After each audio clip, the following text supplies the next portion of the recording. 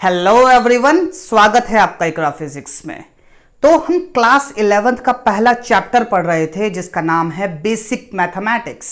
Last class में हमने देखा था ASTC रूल, जिसमें हमने बात की थी कि जो 4 क्वाड्रेंट्स होते हैं उसमें डिफरेंट ट्रिग्नोमेट्रिक फंक्शंस की क्या क्या वैल्यूज होती है। हमने हर क्वाड्रेंट में हर ट्रिग्नोमेट्रिक फंक्शंस की वैल्यू निकालना सीखा था। तो चलिए उसी कारवा को आगे बढ़ाते हैं, कुछ क्वेश्चन सॉल्व करते हैं। मेरा पहला क्वेश्चन है, if y equals to sine theta upon theta, क्या बोल रहा है? y is equals to sine theta upon theta, then find the value of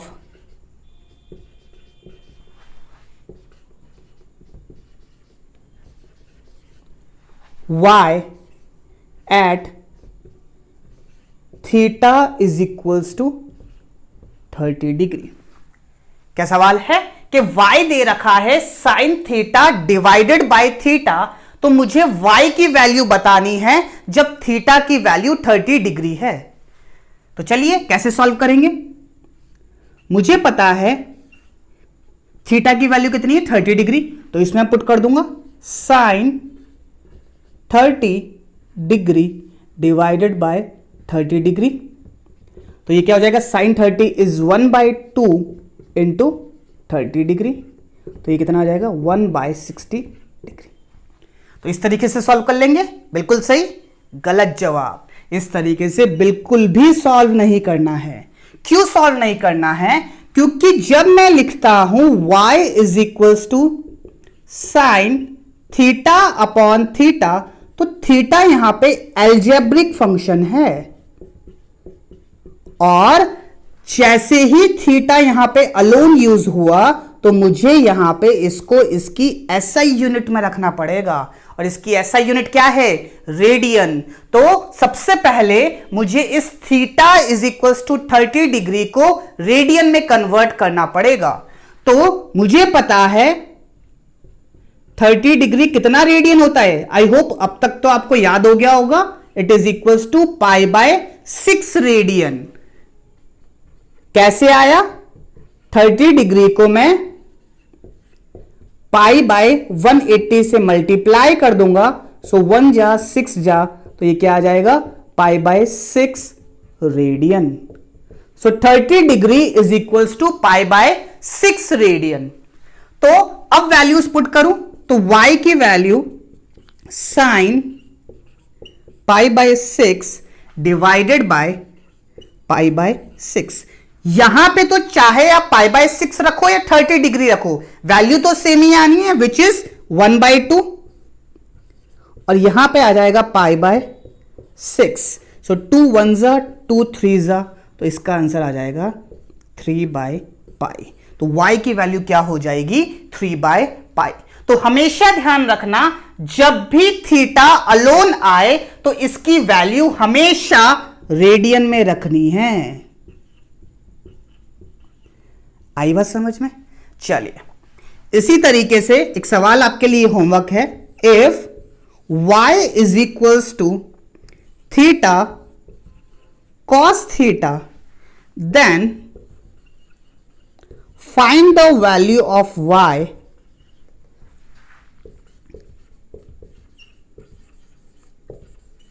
eight theta is equals to 60 degree. ये आपका होमवर्क है, इसको ट्राई कीजिएगा आप होमवर्क में, ठीक है। चलिए आगे बढ़ते हैं, एक दो सवाल और सॉल्व करते हैं। जो कुछ भी हमने पढ़ा, जो कुछ भी समझा, उसी के बेसिस पे कुछ सवाल सॉल्व करते हैं ताकि कॉन्सेप्ट्स में और क्लैरिटी आए। आगे के जो 2 सवाल हैं आपके पास, ये आपके सोचने की ताकत को बढ़ाएंगे कि हाँ यार, चीजों को इस तरीके से भी सोचा जा सकता है। चलिए बात करते हैं। मेरा जो पहला सवाल है वो है, find the value of sine 15 degree कि 15 डिग्री की क्या वैल्यू होगी, मुझे वो निकालनी है। अब आपके मन में ख्याल आएगा कि सर मुझे 30 डिग्री पता है, 0 डिग्री पता है, 45 डिग्री पता है, ये 15 डिग्री कैसे निकालूं? तो इसके लिए आपने एक आइडेंटिटी पढ़ी थी, साइन ए माइनस बी की आइडेंटिटी। क्या होती है आइडेंटिटी, बोलिए? साइन ए कॉस बी। साइन के अंदर क्या होता है, जो यहां पे साइन होता है वही यहां पे साइन आता है। साइन ए कॉस बी माइनस कॉस ए साइन बी। अब मुझे दिमाग ये लगाना है कि ऐसे कौन सी दो वैल्यूज है साइन की जिसको मैं ऐड या सब्ट्रैक्ट करूं ताकि मुझे 15 डिग्री मिल जाए। तो यहां पे मैं ए की वैल्यू रख दूंगा 45 डिग्री और बी की वैल्यू रख दूंगा 30 डिग्री। तो 45 माइनस 30 कितना हो जाएगा, 15 डिग्री। तो sine 15 is equals to sine 45 minus 30। 45 minus 30 कितना हो जाएगा, 15 डिग्री। अब इसके अंदर मैं साइन ए माइनस बी की आइडेंटिटी लगा दूंगा। मेरे लिए ये ए है और ये बी है, तो साइन ए कॉस बी, तो sine 45 cos B which is cos 30, ये सब डिग्री में है, माइनस कॉस ए मतलब cos 45 and sine B is sine 30। चलिए वैल्यूज पुट करते हैं। Sine 45 1/√2, cos 30 is √3/2 minus cos 45 is 1/√2 and sin 30 is 1/2। तो इसकी वैल्यू क्या आ जाएगी, 2√2 तो कॉमन आ जाएगा, बेसिकली एलसीएम आ जाएगा, ऊपर आएगा √3 और ये -1। तो sin 15 की जो वैल्यू आती है, sin 15 डिग्री की जो वैल्यू आती है वो आती है √3 - 1 डिवाइडेड बाय 2√2। और ये चीज हमको याद होनी चाहिए, आज नहीं तो कल ये हमारे काम आएगी। तो sin 15 की वैल्यू कितनी होती है, √3 - 1 divided by 2√2। I hope this thing is clear to you. अगर ये बात समझ आई तो चलिए अगली निकालिए, cos 15 की वैल्यू। cos 15 डिग्री कितना होता है आपको फाइंड करना है। आया क्या, कितना होता है cos 15? चलिए अगेन मैं इसको क्या लिखूंगा, cos 45 माइनस 30 डिग्री, यस और no. cos a minus B, a है मेरा 45 डिग्री और b है मेरा 30 डिग्री। cos a माइनस बी की आइडेंटिटी क्या होती है, cos a cos b मतलब cos 45 डिग्री cos 30 डिग्री। यहां माइनस है तो यहां प्लस आता है cos में, sin a sin b which is sin 45 and sin 30 degree. Cos 45 is 1/√2 multiply by cos 30 which is √3/2 plus sin 45 is 1/√2 and sin 30 is 1/2। Again मैं LCM लूंगा तो देखो यहां पे भी 2√2 और यहां पे भी 2√2, तो एलसीएम तो आ जाएगा 2√2 और ऊपर आएगा √3 + 1। ये मेरी हो जाएगी cos 15 डिग्री की वैल्यू। और ये भी हमको याद होनी चाहिए। तो sin 15 होती है √3 - 1 डिवाइडेड बाय 2√2 एंड cos 15 होती है √3 + 1 divided by 2√2। I hope this thing is clear to you. Moving on, इसी तरीके से एक वैल्यू और निकालिए आप, sin 75 डिग्री। sin 75 डिग्री की क्या वैल्यू होगी, जरा निकालिए, ट्राई कीजिए, थोड़ा दिमाग लगाइए कि किस तरीके से होगा। अभी हमने sin 15 की वैल्यू निकाली, इसकी हेल्प से ही निकलेगी sin 75 डिग्री की। चलिए बात करते हैं। साइन 75 को मैं ऐसे लिख सकता हूं, sine 60 plus 15 degree, sine 60 degree plus 15 degree, इस तरीके से लिख सकता हूं। और फिर आइडेंटिटी लगा दूंगा साइन ए प्लस बी की। साइन ए प्लस बी की आइडेंटिटी क्या होती है? Sine A cos B which is sine 60 cos 15 plus, sine में यहां प्लस है तो यहां पे भी प्लस आता है, sine A cos b plus cos a which is cos 60 and sine 15। तो चलिए बात करते हैं। साइन 60 इट इज √3/2, कॉस 15 की वैल्यू क्या आई? √3 + 1 divided by 2√2 multiply by √3 + 1 divided by 2√2 plus cos 60 is 1/2 multiply by sine 15 की वैल्यू क्या आई? √3 - 1 डिवाइडेड बाय 2√2, √3 - 1 डिवाइडेड बाय 2√2। चलिए अब बात करते हैं, इसको मल्टीप्लाई करेंगे तो क्या आएगा? सबसे पहले एलसीएम ले लो। एलसीएम क्या आएगा? 2 × 2 = 4, 4√2।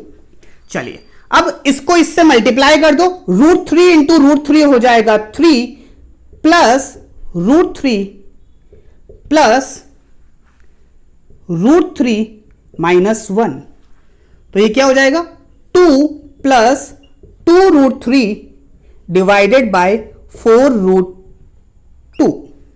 चलिए अब क्या करूंगा? 2 कॉमन ले लूंगा, 1 plus √3 divided by 4√2। So 2 1s 2 2s, तो ये क्या आ गया? 1 प्लस √3 डिवाइडेड बाय 2√2। तो साइन 75 डिग्री की वैल्यू कितनी आई?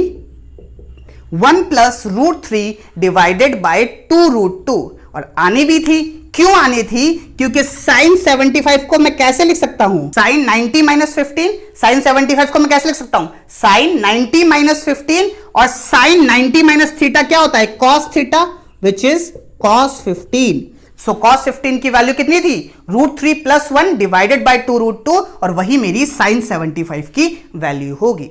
यहीं पे अगर मैं आपसे पूछता कि cos 75 की वैल्यू क्या होगी, तो मैं इसको कैसे लिख सकता हूं?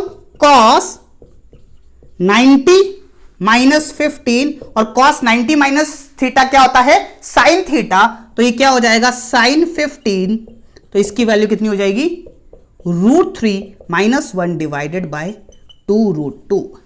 तो इस तरीके से हमने साइन 75, cos 75, साइन 15 और cos 15 की वैल्यू निकाली। ये दोनों वैल्यूज अगर हमको याद होगी तो ये भी अपने आप निकल जाएगी with an identity that is sine 90 - theta is cos theta and cos 90 - theta is sine theta. I hope this thing is clear to you. चलिए आगे बढ़ते हैं। अब कुछ नई चीजें सीखते हैं ट्रिग्नोमेट्री में।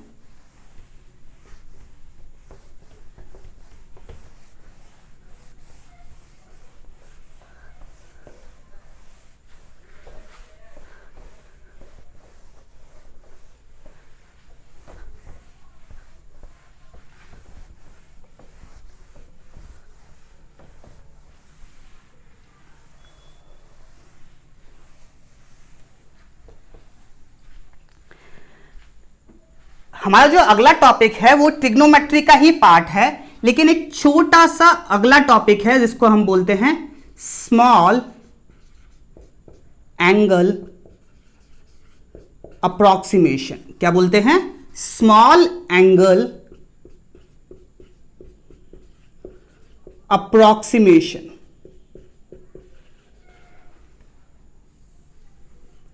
बेसिकली क्या फंडा है कि जब भी एंगल बड़े होते हैं, जैसे 15 डिग्री, 30 डिग्री, 45 डिग्री, 90 डिग्री, तो हमको इनकी वैल्यूज निकालना आती है।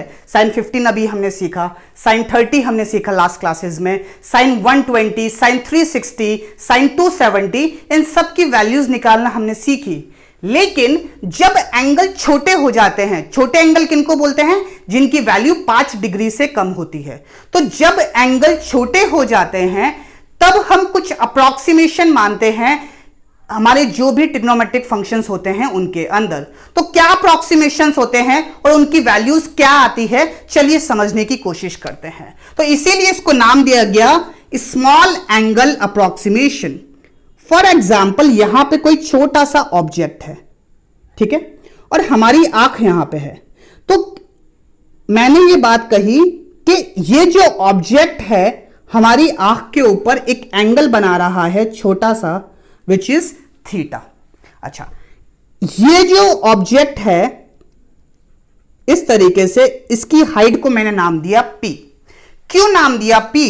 अगर मैं इसको बोलूं radius, let's say r, and इसको मैं बेस बोलता हूं इस ट्राइंगल का, तो अगर मैं इसकी हाइपोटेनियस की बात करूं तो ये भी अप्रॉक्सीमेटली r के बराबर ही आएगी। एक सर्कल होता है ना, तो सर्कल में अगर मैं आर्क छोटी सी काटूं तो क्या वो एक परपेंडिकुलर आर्क बनेगी?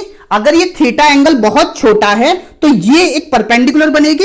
ये बेस है, ये r है, तो ये भी r होगा। चलिए, तो इस छोटे से ट्राइंगल में अगर मैं साइन थीटा निकालने की कोशिश करूं, साइन थीटा क्या होगा? Perpendicular divided by hypotenuse. तो ये ट्राइंगल छोटा है, तो इसके लिए मैं एक बात बोल सकता हूं, P is equal to R into theta. Yes और नो? ये हमारा परपेंडिकुलर है जो आर्क की तरह ट्रीट होगा। तो arc is equal to R into theta, ये हमने बात पढ़ी थी पहले लेक्चर में, S is equal to R into theta. तो P हमारा आर्क की तरह ट्रीट हो रहा है, तो perpendicular is equal to R into theta. तो यहां पे परपेंडिकुलर की वैल्यू पुट करूंगा, R into theta divided by hypotenuse मेरा कितना है? R के बराबर। तो R से R गया, तो इफ थीटा इज स्मॉल, तो हम साइन थीटा को अप्रॉक्सीमेटली थीटा मान लेते हैं। जब थीटा की वैल्यू छोटी होती है तो साइन थीटा को अप्रॉक्सीमेटली हम थीटा मान लेते हैं। चलिए, इसी के अंदर में अगर आपसे कॉस थीटा की बात करूं तो कॉस थीटा क्या होता है? Base upon hypotenuse. So base upon hypotenuse cos theta होता है। तो बेस क्या है? r, और हाइपोटेनियस भी क्या है? r। तो ये कितना हो जाएगा? 1। तो इस केस में जब भी थीटा स्मॉल होता है तो कॉस थीटा को अप्रॉक्सीमेटली हम 1 मान लेते हैं। चलिए, यहीं पे अगर मैं आपसे टेन थीटा की बात करूं तो टेन थीटा क्या होगा? Perpendicular divided by base. Perpendicular P कितना है? R इंटू थीटा, और बेस कितना है? R। R से R गया, सो टेन थीटा को हम अप्रॉक्सीमेटली थीटा मान लेते हैं। तो बेसिकली ये होते हैं हमारे स्मॉल एंगल अप्रॉक्सीमेशन के जब थीटा की वैल्यू छोटी होती है तो साइन थीटा थीटा के बराबर हम मान सकते हैं, कॉस थीटा को 1 मान सकते हैं, और टेन थीटा को हम थीटा मान सकते हैं। इनको हम बोलते हैं स्मॉल एंगल अप्रॉक्सीमेशन। और एक बात का ध्यान रखना, जब हम टेन थीटा को थीटा लिखेंगे तो ये थीटा रेडियन में होना चाहिए। सिमिलरली जब हम साइन थीटा को थीटा लिखेंगे तो ये थीटा भी हमारा रेडियन में होना चाहिए, बिकॉज हम एसआई यूनिट्स में बात करेंगे और एसआई यूनिट क्या है इसकी? रेडियन। सो ये थीटा और ये थीटा हमारा रेडियन में होना चाहिए। I hope this thing is clear to you. Moving on, चलिए कुछ सवाल सॉल्व करते हैं इसके ऊपर।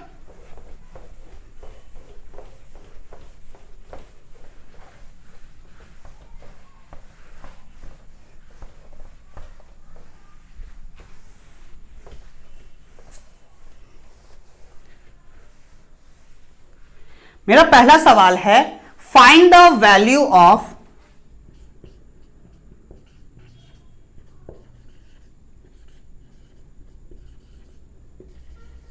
First sine 2 degree.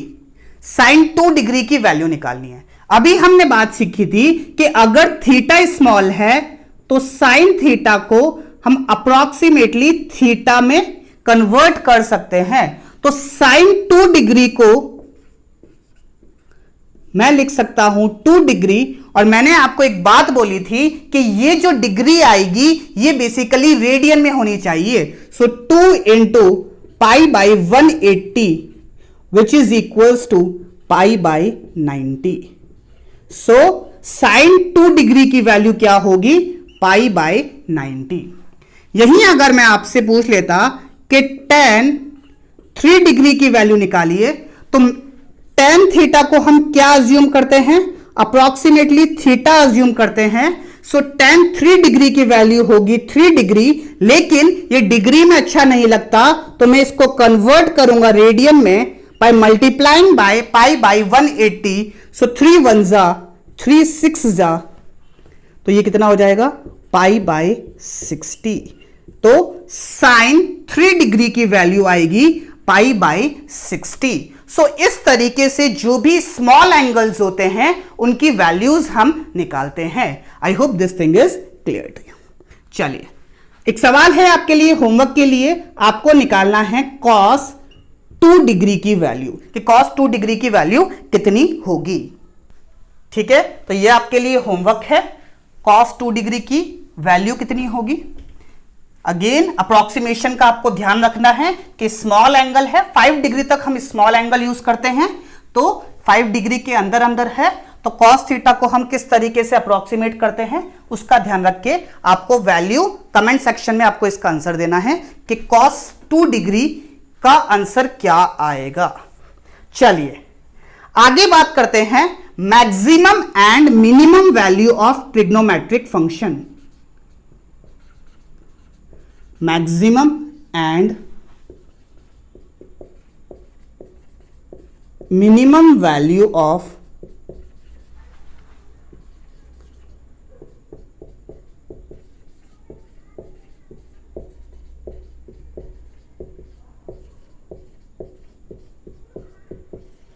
Trigonometric function, कि किसी भी ट्रिग्नोमेट्रिक फंक्शन की मैक्सिमम और मिनिमम वैल्यू क्या होगी। हमारे लिए सिर्फ 3 ही ट्रिग्नोमेट्रिक फंक्शन की मैक्सिमम और मिनिमम वैल्यू जानना जरूरी है। उसमें से पहला है साइन थीटा। तो साइन थीटा की जो वैल्यू है वो -1 से 1 के बीच में लाई करती है, तो ये इसकी हो गई मिनिमम वैल्यू,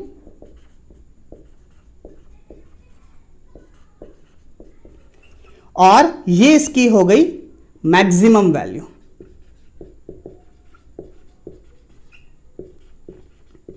कोई अगर आपसे पूछ ले कि मिनिमम वैल्यू कितने एंगल पे आएगी, तो साइन थीटा की वैल्यू -1 कब होती है? सबसे पहले साइन थीटा की वैल्यू 1 कब होती है? 90 डिग्री पे, फिर 180 पे 0, तो 270 पे आती है -1। तो साइन 270 डिग्री हमारा होता है -1, और मैक्सिमम कितने पे आती है? 90 डिग्री पे। साइन 90 कितना होता है? 1। चलिए, तो साइन थीटा की वैल्यू कभी भी 1 से बड़ी नहीं होगी और कभी भी -1 से छोटी नहीं होगी। अगली बात करते हैं कॉस थीटा की। अगर मैं कॉस थीटा की बात करूं तो कॉस थीटा भी हमारा -1 से 1 के बीच में रहता है, तो ये होती है हमारी मिनिमम वैल्यू और ये होती है हमारी मैक्सिमम वैल्यू। मैक्सिमम वैल्यू कितने पे आती है? 0 डिग्री पे। cos 0 कितना होता है? 1। और मिनिमम वैल्यू कितने पे आती है? -1 है। तो देखो cos की 0 डिग्री पे आती है 1 और 180 डिग्री पे आती है -1। cos 180 डिग्री कितना होता है? -1। So minimum value is at 180 degree and maximum value is at 0 degree. कितनी होती है? 1 और -1। तो cos थीटा की वैल्यू भी 1 से बड़ी नहीं होगी और -1 से छोटी नहीं होगी। मेरा जो तीसरा ट्रिग्नोमेट्रिक फंक्शन है वो है tan थीटा, और tan थीटा की जो वैल्यू है वो लाई करती है -∞ से +∞। सो इसके अंदर सारे रियल नंबर्स आ जाते हैं, -∞ से लेके प्लस इंफिनिटी, और इसकी जो वैल्यू होती है वो -π/2 से +π/2 के बीच में लाई करती है। चलिए इसी के बेसिस पे कुछ सवाल सॉल्व करते हैं।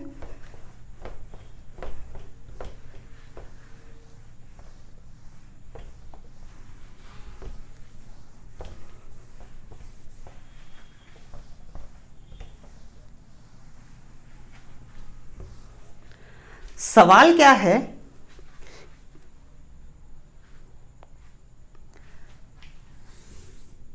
सवाल है if y is equals to cos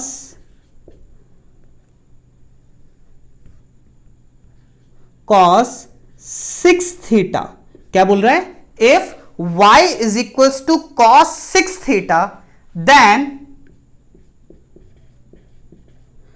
find the value of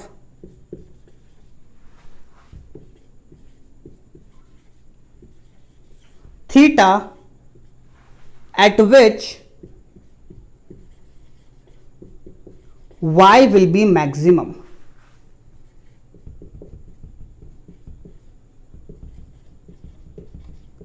And maximum value of y.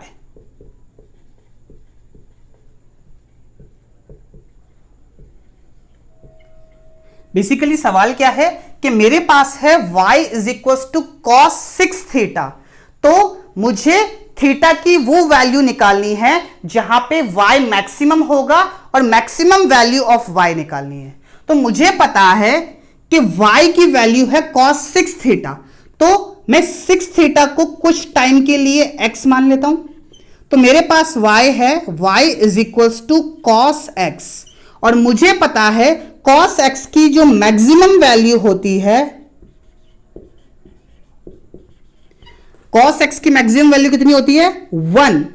क्यों, cos थीटा की मैक्सिमम वैल्यू कितनी होती है 1, सो थीटा की जगह x हो, अल्फा हो, कुछ भी हो, उसकी मैक्सिमम वैल्यू कितनी आएगी 1। सो मैक्सिमम वैल्यू होती है 1, और ये कब होगी, जब x की वैल्यू कितनी हो जाएगी 0। So y is equals to cos 6 theta, तो यहां पे 6 थीटा की वैल्यू कितनी आ जाएगी 0, सो थीटा की वैल्यू कितनी आ जाएगी 0, और y की जो मैक्सिमम वैल्यू आएगी वो आएगी cos 0 which is 1। I hope this thing is clear to you. Moving on, अगर मेरे पास सेम सवाल है कि y मुझे दे रखा है y is equals to 3 sin 3 theta, y is equals to 3 sin 3 theta. Again मुझसे सवाल यही पूछा गया कि find the value of theta at which y will be maximum and maximum value of y। तो मैं कैसे सॉल्व करूंगा, मुझे पता है sin 3 थीटा मैक्सिमम कब होगा, जब 3 थीटा की वैल्यू कितनी हो जाएगी, साइन की मैक्सिमम वैल्यू 1 और कितने पे होती है 90 डिग्री पे, तो थीटा की वैल्यू कितनी हो जाएगी 90/3 which is equals to 30 degree. So theta की वैल्यू जब 30 डिग्री होगी तो y की वैल्यू हमारे पास मैक्सिमम होगी, और अगर मुझे y मैक्स निकालना है तो वो कितना हो जाएगा साइन 3 इंटू 30, सो 3 इंटू साइन 90, और साइन 90 कितना होता है 1, सो ये कितना हो जाएगा 3। सो y की मैक्सिमम वैल्यू आएगी 3 पे, और कितने एंगल पे आएगी 30 डिग्री पे। I hope this thing is clear to you. तो आगे अगर आपके पास ऐसा कोई सवाल आए तो आई होप आप इसको सॉल्व कर सकते हो। चलिए, मैक्सिमम और मिनिमम के केस में एक सवाल अक्सर आपसे पूछा जाता है, वो होता है a cos theta plus b sin theta की वैल्यू।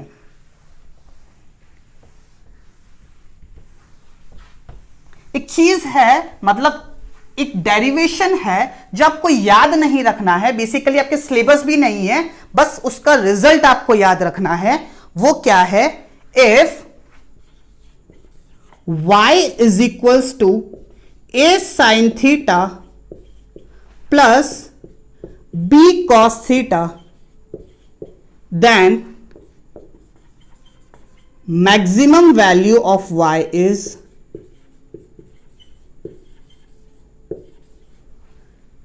y मैक्सिमम कितना आता है, root of a square plus b square. और यहीं पे अगर मैं मिनिमम वैल्यू की बात करूं तो y की मिनिमम वैल्यू होती है negative of root of a square plus b square. For example अगर मुझे दे रखा है y is equals to 3 sine theta plus 4 cos theta, और मुझसे पूछ लिया जाए कि इस y की मैक्सिमम और मिनिमम वैल्यू कितनी होगी, तो मैक्सिमम वैल्यू तो होगी रूट ओवर ए स्क्वायर 3 का स्क्वायर प्लस बी स्क्वायर 4 का स्क्वायर। तो 3 स्क्वायर इज 9 प्लस 16, तो root 25 which is equals to plus 5। और यहीं पे अगर मुझसे मिनिमम वैल्यू पूछ ली जाए तो यहां पे प्लस 5 आया था, यहां पे आएगी -5। तो y अगर a sign theta plus b cos theta की फॉर्म में दे रखा हो तो इसकी मैक्सिमम वैल्यू होती है root over a square plus b square, और मिनिमम वैल्यू होती है minus of root over a square plus b square. तो ये भी एक इंपॉर्टेंट एस्पेक्ट है जो हमको याद रखना है। I hope this thing is clear to you. Moving on, हमारा जो अगला टॉपिक है वो है ग्राफ ऑफ ट्रिग्नोमेट्रिक फंक्शन।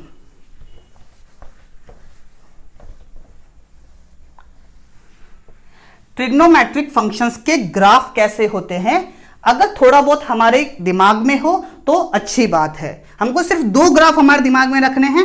सबसे जो पहला ग्राफ है वो है साइन थीटा का। साइन थीटा का ग्राफ कैसा होता है,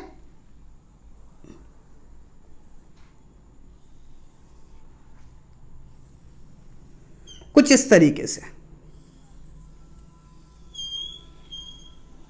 कुछ इस तरीके से होता है साइन थीटा का ग्राफ। ये होती है 0 डिग्री, ठीक है। यहां पे इसकी मैक्सिमम वैल्यू आती है विच इज एट π/2, और मैक्सिमम वैल्यू कितनी होती है 1। अगेन जब साइन की वैल्यू होती है पाई, बेसिकली थीटा की वैल्यू जब पाई होती है तो साइन की वैल्यू हो जाती है 0। अगेन जब 270 डिग्री होता है थीटा की वैल्यू तो साइन की वैल्यू हो जाती है -1, और अगेन जब 2 पाई विच और 180 डिग्री हो जाता है तो अगेन 0 हो जाती है। इसी तरीके से 360, 2 पाई और 360 डिग्री हो जाता है तो अगेन ये 0 हो जाती है, और आगे पूरा ग्राफ रिपीट होता है। मेरा जो अगला ग्राफ है वो है कॉस थीटा का। कॉस थीटा का ग्राफ कैसा होता है, कॉस 0 होता है 1, तो ये 1 से कुछ इस तरीके से स्टार्ट होता है और आगे सिमिलरली रिपीट होता जाता है। देखो ये 0 डिग्री पे इसकी वैल्यू कितनी होती है 1। अगेन जब π/2 आता है विच इज 90 डिग्री तो 0 हो जाता है। फिर जब अगेन जब पाई आता है तो कितना हो जाता है -1, और अगेन जब 3π/2 आता है तो 0, और अगेन जब 2π आता है तो 1। तो इस तरीके से कॉस थीटा का ग्राफ वेरी करता है।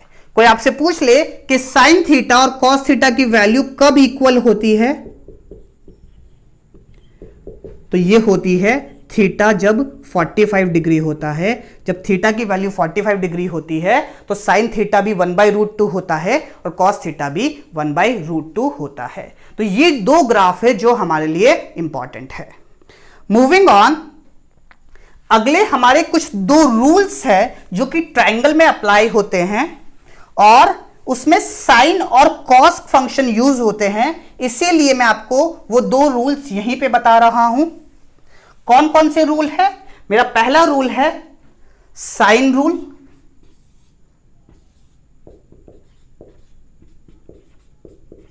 साइन रूल क्या कहता है, अगर ये कोई ट्रायंगल है, एक ट्रायंगल लिया मैंने, इसके अंदर ये साइड है ए, ये साइड है बी और ये साइड है सी, ए के सामने वाला एंगल है अल्फा, बी के सामने वाला एंगल है बीटा और सी के सामने वाला एंगल है गामा। तो साइन रूल क्या कहता है? Sine alpha divided by A is equals to sine beta divided by B is equals to sine gamma divided by C. मतलब जिसका भी साइन लो डिवाइडेड बाय उसके अपोजिट साइड, जैसे sine alpha divided by A, sine beta divided by B and sine gamma divided by C, ये तीनों equal होते हैं। इसको हम बोलते हैं साइन रूल। एक और ऐसा ही रूल होता है जिसको हम बोलते हैं कोसाइन रूल। कोसाइन रूल क्या होता है? अगेन मैंने इसको ए कहा, इसको बी कहा, इसको सी कहा। ए के सामने वाले एंगल को अल्फा, बी के सामने वाले एंगल को बीटा और सी के सामने वाले एंगल को गामा कहा। तो अगर मुझे कॉस अल्फा लिखना है तो मैं क्या करूंगा? इसके जो एडजेसेंट साइड्स है इसका स्क्वायर करके ऐड करूंगा, मतलब बी स्क्वायर प्लस सी स्क्वायर माइनस सामने वाली साइड का स्क्वायर डिवाइडेड बाय 2bc। तो इस तरीके से कॉस अल्फा की वैल्यू आती है।